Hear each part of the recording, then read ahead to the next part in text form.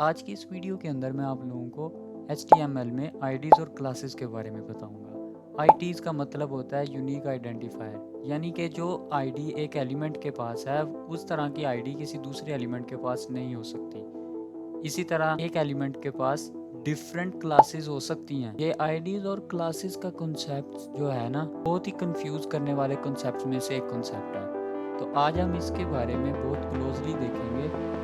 तो चलते हैं वीडियो की तरफ। Let's get started. तो गाइस, मैं अपनी कंप्यूटर स्क्रीन में आ चुका हूँ और मैं यहाँ पे आते साथ ही ना एक न्यू फोल्डर बनाऊँगा वीडियो 10 के नाम से। वीडियो 10 के नाम से मैंने एक फ़ोल्डर बना लिया और इस फोल्डर को मैं अपने VS कोड में ओपन करूँगा। टर्मिनल में ओपन करके मैं लिखूँगा कोड स्पेस डॉट, ठीक है, जिससे ये मेरे VS कोड में ओपन हो जाएगी। और ये मैंने अपना VS कोड ओपन कर लिया है और मैं क्या करूँगा, यहाँ पे आते साथ ही ना एक index.html एक मैंने फ़ाइल बना ली, ठीक है। और इसके अंदर मैं फटाफट से एक बॉयलर प्लेट कोड जनरेट करूँगा और इसका टाइटल सेट करूँगा ID and classes in HTML।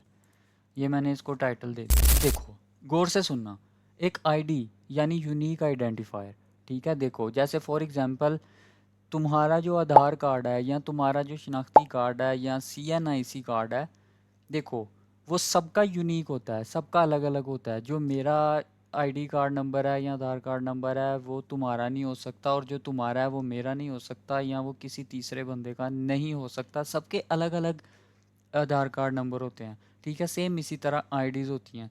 एक एलिमेंट के पास एक यूनिक आईडी होती है और दूसरे एलिमेंट को वो सेम आईडी नहीं मिल सकती, ठीक है। तो इसके बारे में हम देखते हैं। एक मैं न्यू फाइल बनाता हूँ। अब ये स्टोरी गौर से सुनना। देखो, दो लोग हैं, हनी और रोग, ठीक है। ये दोनों बहुत अच्छे फ्रेंड हैं।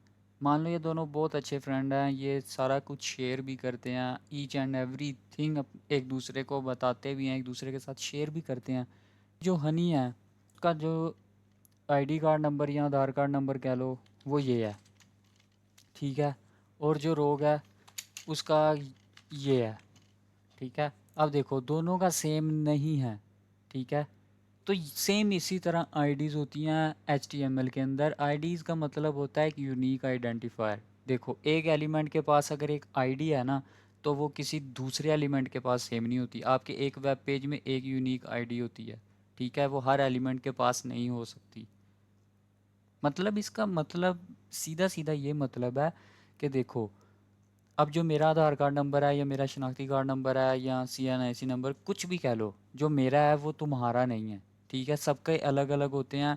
इसका मतलब होता है कि इस नंबर से तुम्हारी पहचान है। देखो, अगर कोई कहेगा 89 72 34, तो इसका मतलब है ये हनी को बुला रहा है, ठीक है। अगर कोई कहे 98 27 34 9, तो ये रोग को बुला रहा है, ठीक है। और हो गया आईडीज़, दोनों की डिफरेंट डिफरेंट होती है, ठीक है। इसकी एक सबसे अच्छी एग्जांपल यही है कि जैसे आधार कार्ड नंबर मेरा जो है वो मेरा है, सिर्फ वो सेम किसी और का नहीं हो सकता, वो रोग का नहीं हो सकता, वो तुम्हारा नहीं हो सकता, वो किसी का नहीं हो सकता, ठीक है। अब क्लासेस के बारे में देखते हैं। क्लासेस क्या होती हैं? देखो, अब जो हनी है वो फॉर एग्जांपल वो क्लास 10th में पढ़ रहा है, और जो रोग है वो भी क्लास जो है ना वो 10th में पढ़ रहा है। अब दोनों तो सेम क्लास में पढ़ रहे हैं, ठीक है। अब स्कूल में 10th क्लास में है और रोग जो है वो भी 10th क्लास में है। लेकिन अगर एकेडमी में जाता है, दोनों मान लो कि वो एकेडमी भी पढ़ रहे हैं, ठीक है। तो अब क्या होगा कि जो हनी है वो फॉर एग्जांपल जो एकेडमी की क्लासेस है ना उनका नाम है मान लो 10A, ठीक है। वो 10th A में पढ़ रहा है और रोग जो है वो 10th B में पढ़ रहा है, ठीक है। अब इसका क्या एक मतलब है कि देखो, एक बंदा जो है ना वो डिफरेंट क्लासेस भी हो सकती हैं, उस बंदे के पास डिफरेंट क्लासेस भी हो सकती हैं, ठीक है। कॉलेज में वो 10 है और एकेडमी में वो 10A है। वो ट्यूशन पढ़ रहा है, एकेडमी पढ़ रहा है, तो वो 10th A में है।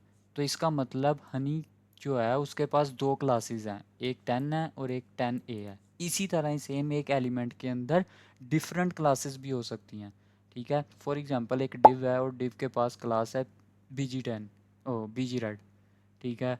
और एक स्पैन है, उसके पास भी क्लास बीजी रेड है, ठीक है। तो मुख्तलिफ जो डिफरेंट एलिमेंट हैं उनमें सेम क्लासेस भी हो सकती हैं, और हर एक एलिमेंट के अंदर डिफरेंट क्लासेस भी हो सकती हैं। जैसे कि ये है, ये मान लो हनी एक एलिमेंट है और इसके पास दो क्लासेस हैं, एक 10 है और एक 10A है।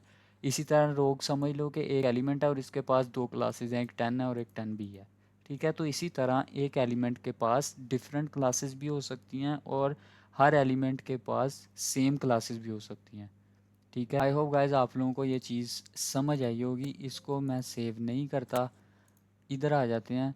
और HTML के अंदर मैं आपको बताऊंगा कि हम क्लासेस कैसे लिखते हैं, ठीक है। मान लो एक डिव है मेरे पास, ठीक है। अब इसको क्लास पता कैसे देनी है, बेसिकली मैं आपको बताता हूँ। क्लासेस और आईडीज़ जो है ना, वो एलिमेंट को टारगेट करने के लिए यूज़ की जाती हैं।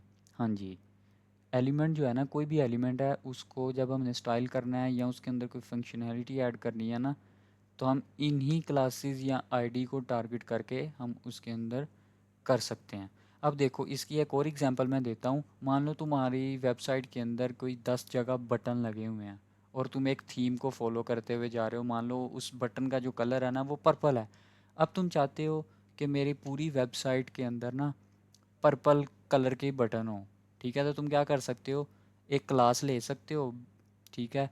BTN पर्पल करके क्लास बना लो और उनको सभी एलिमेंट के अंदर, जितने भी बटन हैं उन सब के अंदर उस क्लास को डाल दो, ठीक है। तो इसकी एक एग्जांपल मैं आप लोगों को अभी देता हूँ। मान लो मेरे पास बटन है और इनको मैं रेप्लिकेट करके ना 4-5 कर लेता हूँ, और इनके अंदर 1 2 3 4 और 5, ये मैंने, मान लो ये मेरी एक वेबसाइट है जिसके अंदर 5 बटन है। अब मैं क्या करूँगा, मैं चाहता हूँ कि ये मेरे पांचों के पांचों बटन जो है ना, वो पर्पल कलर के हों। तो मैं इसके अंदर पहले तो CSS लिंक कर लेता हूँ। अब ये ना कहना कि आपने CSS तो पढ़ाई नहीं है और उसके बारे में बात करी जा रहे हो। मैं पढ़ाऊँगा, अब बहुत जल्दी हम CSS ही पढ़ने वाले हैं, और HTML हमारी ऑलमोस्ट कंप्लीट हो चुकी है। ये मैंने कर लिया, ठीक है। ये मैंने फ़ाइल क्रिएट की और मैं कहूँगा जो मेरा बटन टैग है, ठीक है, बटन टैग जो है, अब मैं इसको यहाँ तो ऐसे कर लूँ। अगर अब मैं क्लासेस और आईडीज़ आपको पढ़ा रहा हूँ ना, तो मैं इसके अंदर आपको इसका एग्जांपल दे के दिखाता हूँ। मैं मल्टी कर्सर फंक्शनैलिटी का यूज़ करूँगा और इसके अंदर मैं लिखूँगा क्लास, ठीक है। हम इस तरह क्लास का यूज़ कर सकते हैं। देखो, क्लास जो है ना, ये भी एक एट्रीब्यूट ही है, ये एक एलिमेंट एट्रीब्यूट है, सी ठीक है। इनको CSS के अंदर सेलेक्टर्स भी कहा जाता है। जब हम CSS पढ़ेंगे तो मैं इनके बारे में इन डेप्थ आपको बताऊँगा। अब मान लो कि मैं चाहता हूँ कि मेरे जो वेबसाइट है ना, ये एक वेबसाइट है मेरी और इसके अंदर 5 बटन है और मैं चाहता हूँ कि ये पाँचों के पाँचों पर्पल कलर के हों। तो मैं क्या करूँगा, इनके अंदर सेम क्लासेस ऐड कर दूँगा। मैं क्या कहूँगा, मैं कहूँगा BTN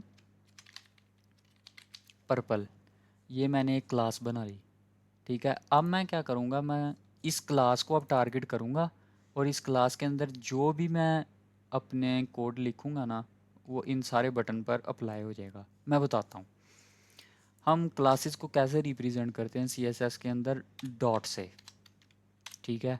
डॉट से हम क्लासेस को रिप्रेजेंट करते हैं। अब हमारी क्लास का नाम क्या है, BTN पर्पल। तो मैं कहूँगा डॉट BTN पर्पल के नाम से ये हमारी क्लास थी। अब मैं क्या करूँगा, मैं कहूँगा इसका जो बैकग्राउंड कलर है वो पर्पल हो जाए, ठीक है। और जो कलर है उसको लेटर से हम येलो कह देते हैं, येलो हो गया, ठीक है। अब हम इसका प्रीव्यू देखते हैं। नोट दैट हमने बटन को स्टाइल नहीं किया, हमने सिर्फ, मैंने CSS थोड़ी इसलिए ऐड किया ताकि मैं आपको समझा सकूं। देखो, हमने क्या किया था, हमारे पास थे 5 बटन, ठीक है। 1 2 3 4 5 ही हमारे पास बटन थे और हम चाह रहे थे कि हमारे जितने भी बटन हैं ना, वो सारे पर्पल कलर के हो जाएं। तो मैंने क्या किया, मैंने एक क्लास बनाई और उस क्लास के अंदर मैंने अपना कोड लिखा और उस क्लास को मैंने सभी बटन के अंदर ऐड कर दिया। इसी तरह सेम क्लासेस, यही मैं बात कर रहा था कि हर एलिमेंट के अंदर सेम क्लास भी हो सकती है और एक एलिमेंट के अंदर डिफरेंट क्लासेस भी हो सकती हैं, ठीक है।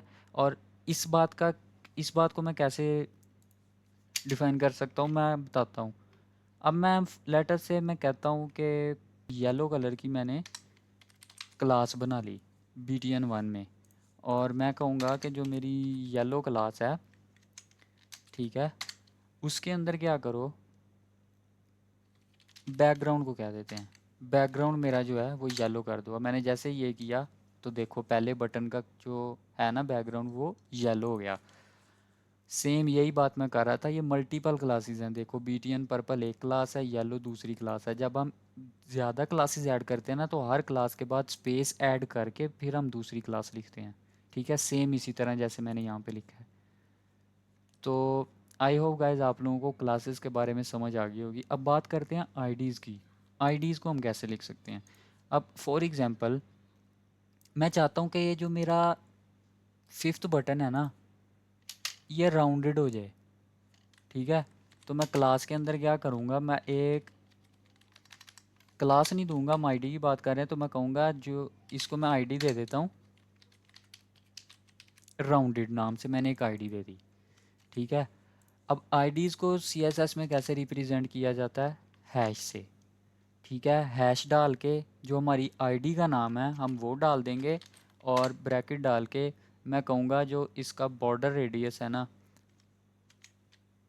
उसको ये कर रेडियस। बॉर्डर रेडियस को अभी समझने की आप लोगों को ज़रूरत नहीं है, जब हम सीएसएस पढ़ेंगे तो मैं एक एक चीज़ इन डेप्थ में सिखाऊंगा, मेरा यकीन करो। बस अभी के लिए बॉर्डर रेडियस मैंने इसलिए डाला है ताकि ये गोल हो जाए। बॉर्डर रेडियस से क्या होता है कि जब वो बॉर्डर रेडियस मैंने 50% कहा तो ये क्या हुआ कि जो बटन है वो मेरा फुल सर्कल शेप में आ गया, ठीक है।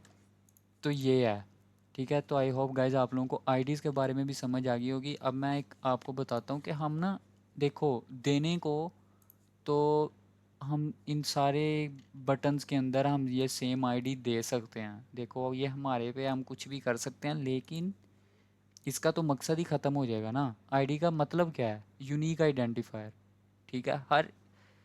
एक एलिमेंट जो हम जिसको यूनिक रखना चाहते हैं, सारे एलिमेंट से यूनिक हो, अलग हो, तो हम उसके अंदर आईडीज़ को पास करते हैं, ठीक है। आई होप गाइज आप लोगों को समझ लग गई होगी आईडीज़ और क्लासेस के बारे में। अगर आप लोगों को इस कोर्स के अंदर मज़ा आ रहा है तो इस कोर्स को इस वीडियो को लाइक कर देना। आई होप गाइज आप लोगों को मज़ा आया होगा इस वीडियो के अंदर, आप लोगों को एक एक चीज़ की समझ आ गई होगी। अगर किसी चीज़ की समझ नहीं आई तो आप लोग कमेंट करके मुझसे पूछ सकते हैं। और मैं कहना चाहूँगा कि आप लोग प्लीज़ इस चैनल को सब्सक्राइब कर लें, क्योंकि मैं आप लोगों के लिए मेहनत कर रहा हूँ, वीडियोज़ लेकर आ रहा हूँ। तो प्लीज़ यार फॉलो कर लेना, सब्सक्राइब कर लेना चैनल को, और इस वीडियो को लाइक भी कर लेना। तो कमेंट भी करके मुझे बताना कि कैसी लगी आपको ये वीडियो, मज़ा आया। और प्लीज़ एक इस बारे में भी कमेंट करना कि आप लोगों को अभी तक ये कोर्स कैसा लग रहा है। आई होप गाइज आप लोगों को क्लियर हो गया होगा कि आईडीज़ और क्लासेस में क्या डिफरेंस होता है, और आईडीज़ और क्लासेस क्या होती हैं HTML के अंदर। ये भी एक इंटरव्यू क्वेश्चन बनता है, आपसे ये इंटरव्यूअर पूछ सकता है कि आईडीज़ और क्लासेस में क्या डिफरेंस है, ठीक है। मैं आपको एक दफ़ा फिर से बता देता हूँ कि जो आईडीज़ होती हैं वो यूनिकली आइडेंटिफाई करने के लिए, किसी भी एलिमेंट को यूनिकली आइडेंटिफाई करने के लिए आईडीज़ का यूज़ किया जाता है। और क्लासेस जो हैं वो एक एलिमेंट के अंदर डिफरेंट क्लासेस भी हो सकती हैं, और हर एलिमेंट के अंदर सेम क्लास भी हो सकती है, ठीक है गाइज। तो आई होप गाइज आप लोगों को मज़ा आया होगा। चैनल को सब्सक्राइब कर लेना, इस वीडियो को लाइक करना, और कमेंट करके मुझे बताना कि आप लोगों को कैसा लगा। Thank you so much guys for watching this video, and I will see you next time.